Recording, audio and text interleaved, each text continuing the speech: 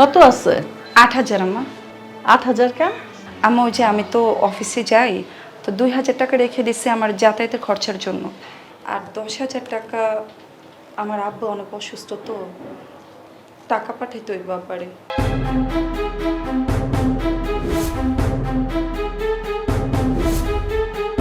বাপের বাড়িতে টাকা পাঠানোর কোনো দরকার নাই। বাপের ওষুধ বাপে কিনে নিব না। আমার আব্বা অনেক অসুস্থ, ভালো একজন ডাক্তার দেখাইতে হইব, না হলে আমার আব্বা বাঁচবো না আম্মা। মরে গেলে তো আরো ভালো, টাকাও পাঠাতে হবে না, তোমার চিন্তাও থাকবে না। আম্মা আপনার দুইটা পায়ে ধরি আম্মা, টাকাটা আমাকে দেন, না হলে আমার আব্বার অনেক বড় সমস্যা হয়ে যাব, আমার আব্বা বাঁচবো না। আমার আব্বারে ভালো একজন ডাক্তার দেখাইতে হইব, আম্মা আমাকে টাকাটা দেন আম্মা। শ্বশুর বাড়িতে এসে বাপের চিন্তা করা লাগবে না, বাপের বেলা অন্য ব্যবস্থা করে নিতে। আর অসুখ বিসুখ হয়েছে এমনিই ভালো হয়ে যায়, গরিবের আবার ওষুধ লাগে না। কি বলেন আম্মা? আমার বাবা যে আমার এত কষ্ট করে লেখাপড়া করায় বড় করছে, আমার কি কোনো দায়িত্ব নেই? বাবা মার দায়িত্ব হলো ছেলে মেয়েদের লেখাপড়া শিখিয়ে বড় করা, আর মেয়ে থাকলে তাকে বিয়ে দিয়ে শ্বশুর বাড়িতে পাঠানো, ছেলে থাকলে চাকরি বাকরি করে বাবা মাকে খাওয়াবে। মেয়ের দায়িত্ব নেওয়ার কোনো দরকার নাই যে শ্বশুর বাড়ি থেকে টাকা পাঠাবে বাবার জন্য। আপনি এটা কইরেন না আম্মা। আমি আমার আব্বাকে বলছি আমি টাকা পাঠাইলে আমার আব্বা ভালো একজন ডাক্তার দেখাবে, ওষুধ খাবে। আমার আব্বার অবস্থা ভালো না আম্মা, আপনি আমাকে টাকাটা দেন। না, আমি 1 টাকাও দেব না। এই কারণে সে ওষুধ খাবে, আরো অনেক দিন বাঁচবে, তার চেয়ে ওষুধ না খেয়ে মরে যাওয়াই ভালো। তাতে করে তোমার দায়িত্ব জ্ঞান কমবে, তুমি একটু শান্তিতে থাকবে, সাথে আমি একটু শান্তি পাবো। আম্মা আপনি তো বিয়ের আগে বলছেন যে আমি বিয়ের পরে আমার আব্বা সব দায়িত্ব নিতে পারবো, এই জন্য তো আমি বিয়ে বসতে রাজি হয়েছি আম্মা। আপনি না আমাকে কথা দিয়েছেন। আমাদেরও তো বিয়ে হয়েছিল, কই আমরা তো বাবা মার দায়িত্ব নেই নাই। আর তোমার বাবা কেন তোমার কাছ থেকে আশা করে যে ওষুধের টাকা তোমাকে দিতে হবে শ্বশুর বাড়ি থেকে? বাবা মার দায়িত্ব ছেলেপুলের লেখাপড়া করে মানুষ করে দিবে। চাকরি বাকরি করবে কি না করবে সেটা শ্বশুর বাড়ির লোকজন ডিসিশন নেবে। আর যদি চাকরি করেও থাকো, আমার বাড়িতে থেকে আমারটা খেয়ে এখানে চাকরি করবে আর টাকা পাঠাবে বাবাকে, না, এটা আমি কখনো মানব না। এই শোনো, বিয়ের সময় অনেক সময় অনেক কথাই হয়, ছোট্ট একটা কথাতে বিয়ে ভাঙ্গাও যায়। কখন কি কইছিলাম না কইছিলাম ওগুলো এখন আমার মনে নাই, এখন যেটা বলবো সেটাই ঠিক।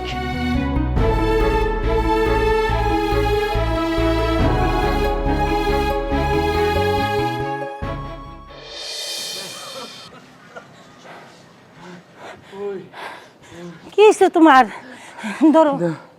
আল্লাহ, কি করুম এই মানুষটারে নিয়া, বুঝতেই পারতাছি না। মায়ের একটা ফোন দাও, এই মাসে তো টাকা পয়সা বাড়াইলো না, আমার তো ওষুধ শেষ। ঠিক আছে, আমি ফোনটা নিয়েই।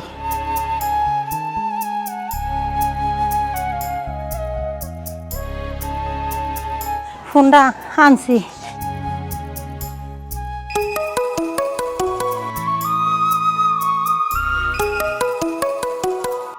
হ্যালো মা। মা, তোর বাবার শ্বাসকষ্টটা বাইরে গেছে গা মা। এখন এর নিয়ে আমি কি করবো? আমার হাতে তো কোনো টাকা পয়সাও নাই। তুমি ওই কারো কাছ থেকে একটু ধার নাও, নিয়ে তুমি বাবাকে ভালো একজন ডাক্তার দেখাও মা। আমি কিছুদিন পরে টাকাটা দিয়ে দিব, আমি একটু ঝামেলায় পড়ছি তো। আচ্ছা ঠিক আছে, দেখি কার কাছে যামু। এই মানুষটারে নিয়ে আমি আর পারি না, 2 দিন পর পর কতগুলা টাকার ওষুধ লাগে। আচ্ছা ঠিক আছে, আমি দেখি ওই ফার্মেসিতে যাইয়া কিছু ওষুধ বাকি এই না তোর বাহিরে ভালো করতে নি, তুই একটু দোয়া করিস মা। আমার একটু এ মাসে একটু অফিসে একটু ঝামেলা হয়েছে, আমি তোমাকে পরে সব কিছু বলবো। এখন আমি রাখি মা, তুমি যেভাবে হোক বাবাকে ভালো একজন ডাক্তার দেখাও মা। ঠিক আছে মা, ঠিক আছে। ওকে। ভুন্না গাইতে দিছে ঠাস ফিরা, আমার কথা তো শুনলো না। আচ্ছা, তুমি এক কাজ করো, এই সামনের দোকানতে কিছু ওষুধ বাকি লয়ে আহো, মায়ের টাকা পাঠাইলে তারপর দিয়ে দেওয়া যাইব। আর নাইলে দুপুরে খামু কি? আমার ওষুধ ছাড়া তো আমি বাঁচুম না। আচ্ছা, তাই তুমি এখন কি এনে একটু কষ্ট করে বইবা? আমি তাইলে একটু ফার্মেসিতে যাই, দেখি। হ্যাঁ আচ্ছা যাও। আচ্ছা। আল্লাহ,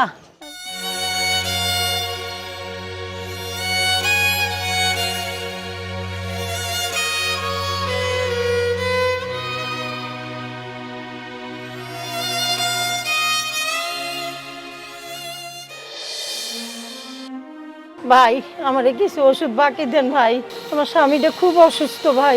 না, কোনো ওষুধ বাকি নাই। ভাই আপনার হাতে পায়ে ধরি ভাই, আমারে কিছু ওষুধ দেন।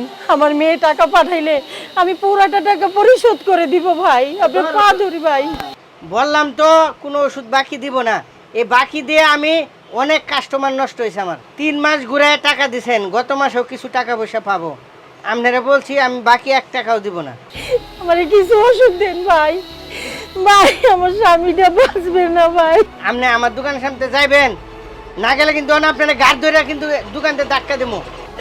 ভাই দেখেন আমি পুরো টাকাটা পরিশোধ করে দিব ভাই, পরিশোধ করে দিব, আমার স্বামীটা মরে যাবে ভাই। জান কইতাছি, বাকি দিয়ে অনেক কাস্টমার আমার দোকানের সামনে দেয় না, জানা আছে। বাকি দিয়ে আমার ব্যবসাটা এখন লালবাতি জ্বলতেছে।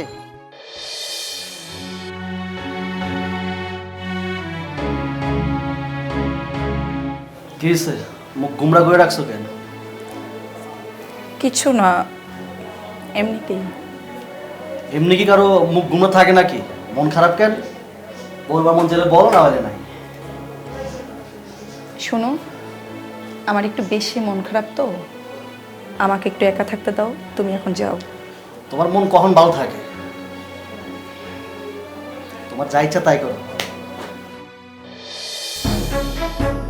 আম্মা, রুমে গেলাম, তন্নির মন খারাপ কেন? কিছু হয়েছে নাকি বাসায়? কেন তোর কাছে নালিশ করছে? না আম্মা, আমার নালিশ করবো কেন? না, বাসায় দেখলাম তো ওর মন খারাপ, এই কারণে জিগে এলাম। আচ্ছা, এই তোর বউ কত বেতন পায়? আম্মা 20,000। তাহলে আমার 8,000 টাকা দিল কেন?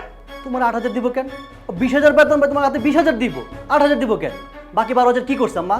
আমি জিজ্ঞেস করছিলাম যে তুমি আমার 8,000 টাকা দিলা কেন? কইলো যে 2,000 টাকা আর রিক্সা ভাড়া আর 10,000 টাকা আর বাপের ওষুধের জন্য রাখছিল। আম্মা এটা কোন কথা? আর বাপের খোঁজ খবর কি আমরা লমু? ও এখানে খায়, এখানে থাকে, ও যা টাকা পাবো, যা কাম পাবো তোমার হাতে দিব। আম্মা তোমার কিছু কম নাই? কই নাই মানে? আমি কি অনেক টাকা রাখতে দিছি হাতে? আমি না কাইরা নিয়ে নিছি, নিয়ে কইছি তোর বাপের ওষুধ কিনা লাগবো না, তোর বাপে ওষুধ না খাইয়া মইরা জাগা, সেটাই ভালো। তাহলে তোরও চিন্তা যাইব, আমাদেরও ঝামেলা শেষ হইব। কারণ তুই বাপের পক্ষ হইয়া বারে বারে কথা কবি, বারে বারে যাবি, বিকাশ করতে যাবি, 60 জায়গায় যা বিকাশ করতে যাইব, বাপের টাকা দেওয়ার নাম কইরা। এই সুযোগটা আমি দিব না বাবা, এই জন্য সব টাকা কাইটা আমি রাখা দিছি, এমন টাইট দিছি, আর মনে হয় না এই ভুল করব।